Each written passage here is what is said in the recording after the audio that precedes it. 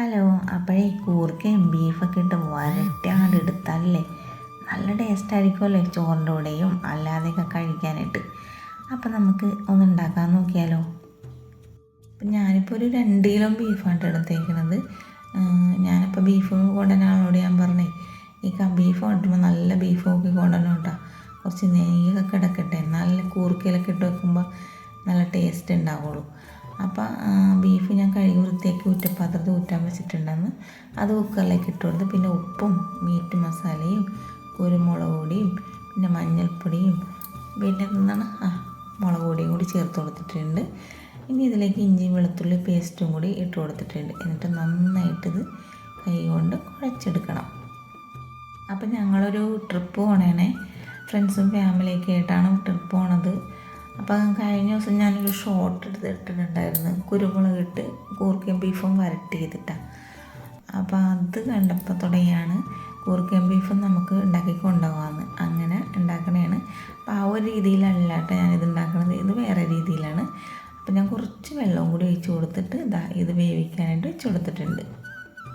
ഇനി ഒരു 2 പാക്കറ്റ് കൂർക്ക മേടിച്ചത്. ഇത് എത്ര കിലോ ആണെന്നൊന്നും എനിക്കറിയില്ല, കാരണം ഇത് വെള്ളത്തോട് കൂടിയിട്ടാണ് ഇത് ക്ലീൻ ചെയ്ത് കൂർക്കയിരുന്നേ. അപ്പം ഞാനിത് കൊണ്ടുവന്നിട്ട് അതിൻ്റെ തുമ്പും പാലൊക്കെ ഒന്ന് കളഞ്ഞതിന് ശേഷം ഒന്ന് കട്ട് ചെയ്തെടുത്തിട്ടുണ്ട്.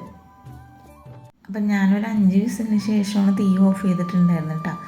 അപ്പം നമ്മൾ മേടിക്കുന്ന ബീഫ് പോലെയൊക്കെ ഇരിക്കും ബീഫിൻ്റെ വേവുകൾ. അപ്പോൾ ഒരു വേവ് നിർത്തി വേണം നമുക്ക് ഈ ഒരു ബീഫ് വേവിച്ചെടുക്കാനായിട്ട്. അപ്പോൾ ഞാനിപ്പോൾ നോക്കിയപ്പോൾ നമ്മുടെ ബീഫ് കറക്റ്റായിട്ട് വെന്തിട്ടുണ്ടായിരുന്നേ. ഒരു വേവ് നിർത്തി വേവിക്കണമെന്ന് പറഞ്ഞാൽ വേറെ ഒന്നല്ല കേട്ടോ, നമ്മളിതിലേക്ക് കൂർക്ക ഇട്ടിട്ട് ഒന്ന് വേവിച്ചെടുക്കണം. അപ്പോൾ ഒറ്റ വിസിലാവുമ്പോഴേക്കും നമ്മൾക്ക് ഇത് വെന്ത് കിട്ടും കേട്ടോ. കൂടുതൽ നേരം അടുപ്പിക്കേണ്ട ആവശ്യമില്ല. കാരണം എന്ന് വെച്ചാൽ കൂർക്ക നന്നായിട്ട് വെന്ത് പോകും, അതുകൊണ്ടിട്ടാണ്. അല്ലെങ്കിൽ നമുക്ക് സെപ്പറേറ്റ് വേവിച്ചിട്ടായാലും ഇടാം, പക്ഷേ കൂടുതൽ ടേസ്റ്റ് ഇതേപോലെ ഇട്ട് വേവിക്കുമ്പോഴാണ്. അങ്ങനെ ഒരു വിസിലിന് ശേഷം ഞാൻ തീ ഓഫ് ചെയ്തിട്ടുണ്ടായിരുന്നു കേട്ടോ. അപ്പോൾ നമ്മുടെ കൂർക്കയും ബീഫും എന്താണെന്ന് നോക്കണേണ്ട. അങ്ങനെ ഞാൻ നോക്കുമ്പോൾ നന്നായിട്ട് എന്തൊക്കെ കിട്ടിയിട്ടുണ്ട്. അപ്പോൾ അതിൻ്റെ ഇടയിൽ ഞാൻ ഉരുളി ഒന്ന് ചൂടാകാനായിട്ട് വെച്ചിട്ടുണ്ടായിരുന്നേ. പറഞ്ഞത് കാരണം നല്ല ബീഫാണെന്ന് നമ്മൾ കൊണ്ടുവന്നത്. നല്ല നെയ്യും ഉണ്ടായിരുന്നു കേട്ടോ. കൂർക്ക ഇട്ടിട്ടോ നെയ്മയോ അതിൽ തന്നെ കിടപ്പുണ്ടായിരുന്നു. ഇനി ഞാൻ കുറച്ച് വെളിച്ചെണ്ണ ഒഴിച്ച് കൊടുത്തിട്ടുണ്ട്. ഇതിലേക്ക് ഒരു 2 സവാള അരിഞ്ഞതും കൂടി ചേർത്ത് കൊടുത്തിട്ടുണ്ട്. ഇനി സവാള അധികം നേരം വഴറ്റേണ്ട ആവശ്യമില്ല, ഒന്ന് ജസ്റ്റ് വഴറ്റിയാൽ മതിയാവും കേട്ടോ. ഈ ഒരു പരുവത്തിലായപ്പോഴേക്കും ഞാനിതിലേക്ക് ഇഞ്ചി വെളുത്തുള്ളി പേസ്റ്റും കൂടി ചേർത്ത് കൊടുത്തിട്ടുണ്ട്. അതേപോലെ തന്നെ ഇതിലേക്ക് ഒരു തക്കാളിയും കൂടി കട്ട് ചെയ്തിട്ട് കൊടുത്തിട്ടുണ്ട്. ഇനി കുറച്ച് കറിവേപ്പിലയും കൂടി ചേർത്ത് കൊടുത്തിട്ടുണ്ട്. എന്നിട്ട് ഇതെല്ലാം കൂടി ഒന്ന് മൂപ്പിച്ചെടുക്കണം കേട്ടോ. അപ്പം ഞാനിത് ഉണ്ടാക്കാൻ പോണപ്പോൾ തന്നെ എല്ലാവരും പറഞ്ഞു, സബീന എരിവ് കുറച്ചിടണം കേട്ടോ, നമുക്ക് എരിവ് ഇഷ്ടമില്ല എന്ന് പറഞ്ഞു. അതുകൊണ്ടിട്ട് തന്നെ ഞാൻ കുരുമുളക് പൊടിയും മുളക് പൊടിയൊക്കെ കുറച്ചായിട്ടാണ് ഇട്ട് കൊടുത്തേക്കണേ കേട്ടോ. അപ്പോൾ എല്ലാവരും എരിവിനനുസരിച്ചൊക്കെ കൂട്ടിയൊക്കെ കൊടുക്കാം. പിന്നെ അതേപോലെ തന്നെ മീറ്റ് മസാലയും പൊടിച്ച മസാലയും കൂടി ചേർത്ത് കൊടുത്തിട്ടുണ്ട്. എന്നിട്ട് ഒന്ന് മൂപ്പിച്ചതിന് ശേഷം നമ്മൾ വേവിച്ചിരിക്കുന്ന ആ ഒരു കൂർക്കയും ബീഫും കൂടി ഇട്ട് കൊടുത്തിട്ടുണ്ട്. ഇനി ഇതെല്ലാം കൂടി ഒന്ന് മിക്സ് ചെയ്തതിന് ശേഷം ഒരു 5 മിനിറ്റ് നമുക്ക് ലോ ഫ്ലെയിമിലിട്ടിട്ട് ഒന്നും കൂടി ഒന്ന് സെറ്റാക്കി എടുക്കണം കേട്ടോ. എന്നാൽ മാത്രമേ നല്ല ടേസ്റ്റായിട്ട് കിട്ടുള്ളൂ.